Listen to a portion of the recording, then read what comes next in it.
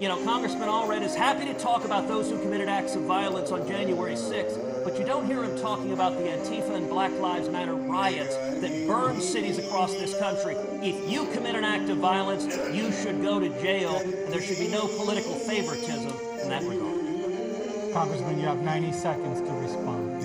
Oh, that was really something. I have to say, you can't be for the mob on January 6th and for the officers. You can't, and it's not funny.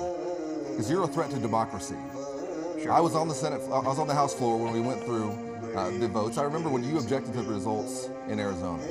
Y'all at home might remember where you were on January 6th, what you were doing. I know where I was, and I know where he was. I remember when they told us to reach under our seats for these gas masks. I didn't know we had, because they had deployed tear gas in the rotunda. The officers locked all the doors. We barred the doors the president walked through to deliver the State of the Union with furniture that we usually use to hold paper.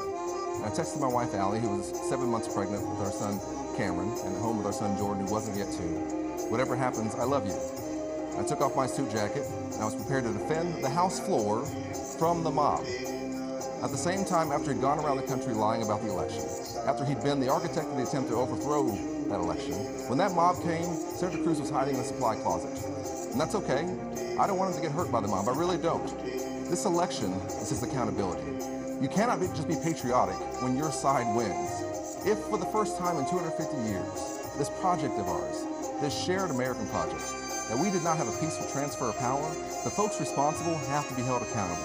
That's why Liz Cheney has endorsed me, has got involved in this campaign, and is saying to Texans everywhere, do not put Ted Cruz back in a position of authority, because he's done it once, he'll do it again.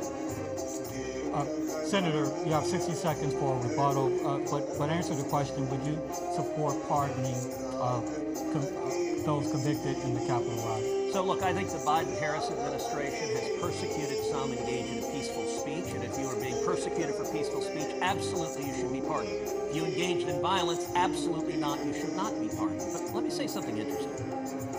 You know, the far left, they're so angry right now. There's so much hatred.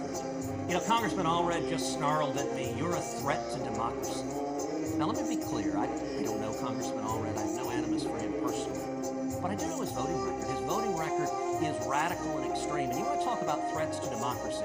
Let's take a vote that just happened a few weeks ago on the floor of the House, the SAVE Act. The SAVE Act provided that in order to register to vote, you got to prove you're an American citizen. Congressman Allred voted no.